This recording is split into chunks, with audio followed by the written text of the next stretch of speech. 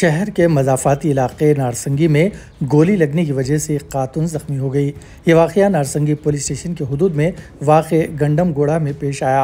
पद्मा नामी खातून अपने घर के पास कपड़े सुखा रही थी कि अचानक बंदूक की गोली आकर इसके पाँव में लग गई, जिसके नतीजे में खातून ज़ख्मी हो गई। इसे इलाज के लिए अस्पताल ले जाया गया। बताया जा रहा है कि इस इलाके के करीब में मिलिट्री का फायरिंग रेंज है। समझा जाता है कि फायरिंग प्रैक्टिस के दौरान एक गोली आकर खातून के पाँव में लग गई।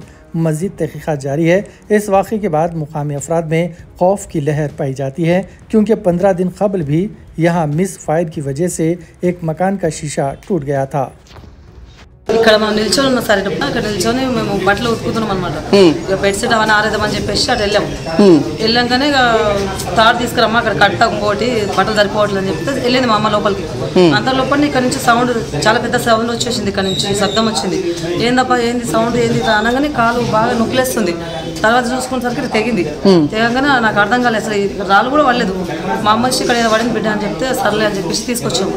తెచ్చినాక చూపిస్తే అది బ్లడ్ తగిలింది, ఇంత బాగా రాసుకెళ్ళింది. అది దూసుకెళ్ళినాక మా బాబాయ్ కాల్ చేసి వచ్చి తొందరగా వచ్చి ఇమీడియట్గా అంబులెన్స్కి అక్కడ కాల్ చేస్తే పిఎస్ నుంచి పోలీసు వాళ్ళు వచ్చారు, నర్సింగ్ నుంచి వచ్చి వాళ్ళు చూపించి చాలాసేపు ఎంక్వైరీ చేశారు వాళ్ళు.